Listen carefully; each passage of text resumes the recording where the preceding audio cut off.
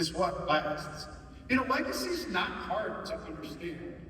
In fact, I'm standing over on the Canada side with my wife, Lisa, and we were taking a walk around the boardwalk this morning, and what do you notice? Almost everywhere you look, you see monuments to them. You see statues of famous people.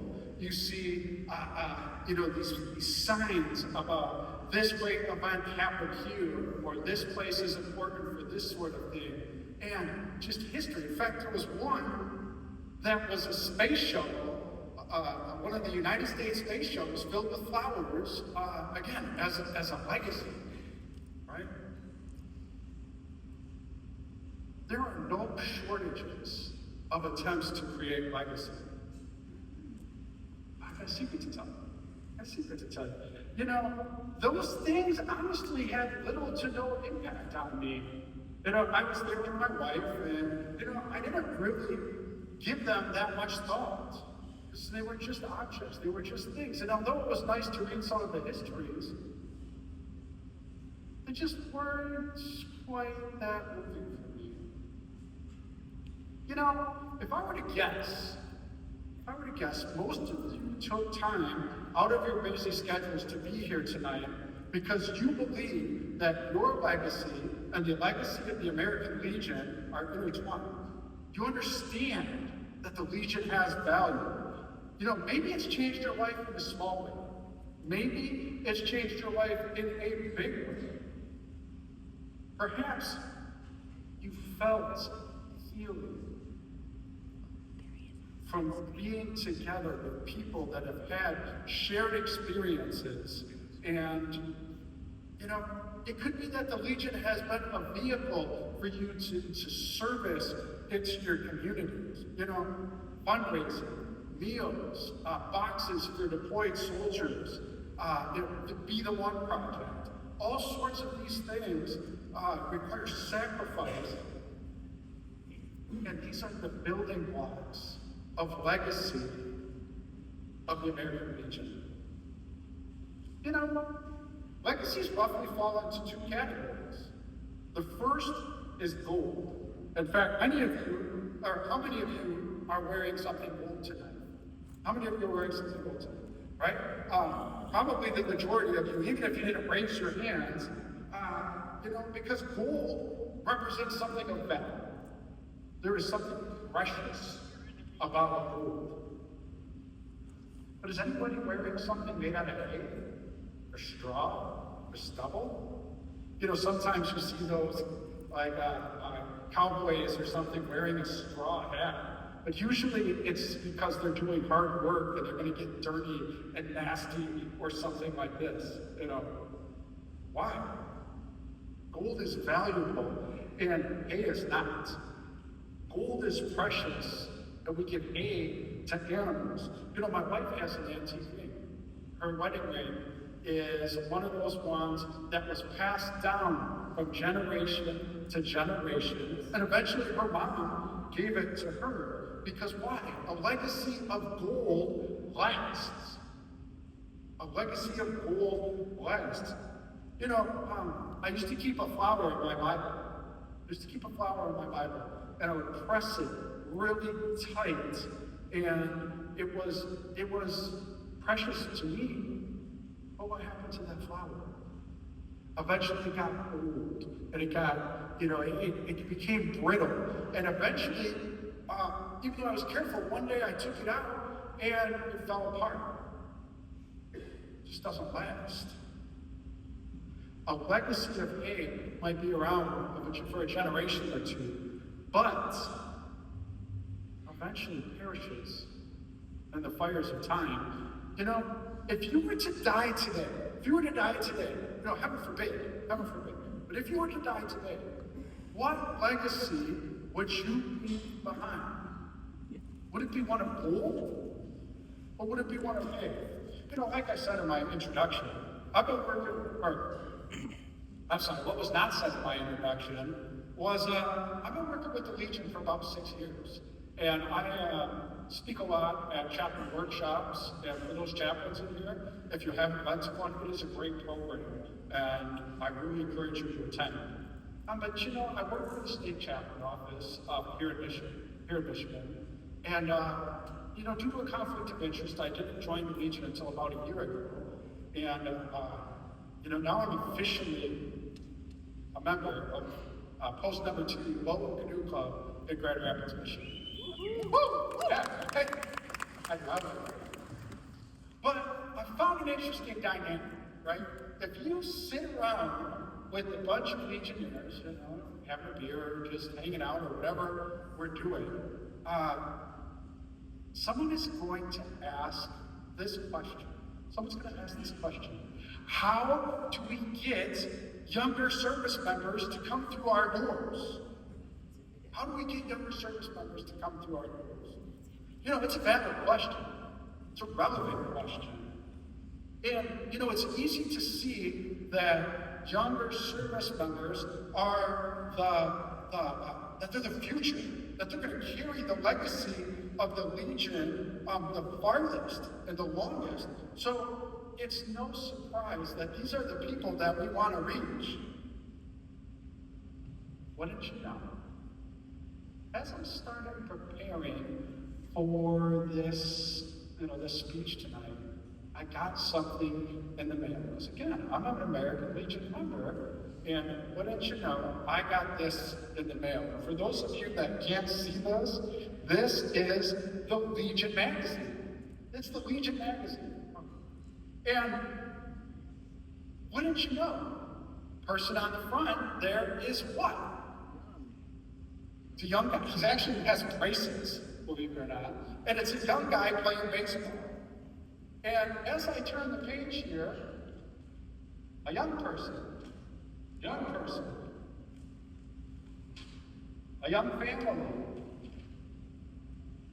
young people riding bikes, young person playing baseball, young person being speeches, be the one with a bunch of young people doing something, looks like they rock marching or something like that. An Ohio Legionnaire, first woman to compete in the Army Best Ranger competition.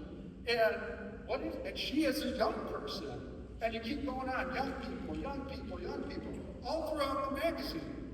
Now I'll tell you, I like rock marching and things, and I like sports as much as the next person. I'm kind of a nerd. Right? And guess what? Some of our younger population are nerds. And I was like, where is the article about, you know, something nerdy? And what did you know? It was towards the end, but right there, this picture is a bunch of young people doing something nerdy. When you look at this magazine, it's easy to see that the American Legion on the national level is focused on reaching the younger generations. But what about your post? What about your post? What about your post? What about my post? How are we doing our part to ensure the legacy of the Legion lasts? Now again, I'm a National Guard member, right? I serve currently, in fact, Sunday I'll go to my unit to complete my drill. And as I was thinking about this, I did a Google search. And did you know, at least, again, AI, according to Gemini AI, and you know, I may be wrong on this, or Gemini might be wrong on this, there are around 380 American Legion posts here in the state of Michigan. 380. Now, do you know how many units we have in the state of Michigan? You know how many units we have in the state of Michigan? I can tell you, or I can give you a guesstimation. There are 62 Army Reserve units that actively drill in the state of Michigan. There are over 100 Army and Air National Guard units over the course of 40 or across 40 different armies. There are 23 Coast Guard stations. There are 6 Marine Readiness Centers and 3 Naval Reserve Centers. Think about that. That's almost 200 different places where over 20,000 service members members are either drilling or doing their service. 20,000 service members. 20,000. Imagine what that would look like for our posts here in Michigan. Imagine what that could look like. I point these out, because we don't live in a day and age where putting something in a magazine or on a sign and expecting someone to darken our doors, that's not a great recruiting strategy anymore. If we want to leave a lasting legacy, we need to go where the highest concentrations of service members are and create relationships. Again, in our time together, I don't represent the views of the National Guard. I don't represent the views of the Army or the Department of Defense. But I'll tell you who I do represent. I represent myself, Joshua Twist. But on my own behalf, I beg you, please come. Come to our units. Come to our stations. Come to our posts. Come to our armories. Come to our bases. Please, share your stories. Listen to what our soldiers, our service members have to say. So desperately, we need people that understand, that have been deployed, that have been overseas, that have been in crisis, that have had family problems, that have had financial problems, that have lived life longer than them, to be able to take them by the hand and show them, hey, you're not alone. It's gonna be okay. And I'll tell you what, when you stand beside service members in their armories, in their airfields, and their bases, and their camps, and their installations, they will stand beside us in our posts. A legacy of gold isn't a statue. A lot of our posts are named after people. And guess what? That is a legacy. But a legacy of gold is not in those things. A legacy of gold is built on relationships. A legacy that lasts is built on relationships. It was 18 February 2001, and I was in college. And I remember sitting in my dorm room on just some February afternoon, and something I don't even remember how I found out. On the news or something, Dale Earnhardt crashes fatally at the Daytona 500. And he was in the lead for this race, and he was driving side by side with a couple other people, and just NASCAR is what it is. And he flips around and goes 160 miles an hour right into a wall and is killed. And I remember watching it on the news and hearing the commentary of how it happened, and the events leading up to it. And as I was looking into it, things changed for NASCAR, right? Safety changed. They put different things in place to just make NASCAR safer. They retired numbers. This number 3 was retired and gone. The paint scheme, the BF Goodrich, that really cool looking paint scheme, they retired, right? In fact, every once in a while, I still see a 3, the number 3, Dale Earnhardt's number with a little halo over that, as a way to honor him. What a legacy Dale Earnhardt left. What a legacy he left. But you know what? I can be honest with you. Before Dale's death, I had never really given much thought to NASCAR. Really never given much thought to it. But you know what? There's something about that just really caused me to do some digging into Dale's history. And if you know anything about Dale Earnhardt, he was called the Intimidator, right? He was called the Intimidator. There was just something about him. He was a winner. And he led NASCAR in wins and innovations and all these sort of things. This concept of intimidator. I'm here to win. I'm here to do some things. I'm here to race. But you know what? That's not what Dale's legacy for me was. In fact, that lazy Sunday afternoon, we were talking about Dale Earnhardt. And in his memory, we began to do this thing where we would say, do it for Dale. Do it for Dale. And so we would start having like something hard would come up, and we'd say to each other, do it for Dale. Do it for Dale. And it just became this thing that united us as friends and in these hard times to be able to just do some things. And so, Dale Earnhardt for his fans will continue to be remembered for his accomplishments. But for me, the most important thing that he will leave behind is what he created between me and my two friends. For me, his legacy will be in the relationships that he helped strengthen.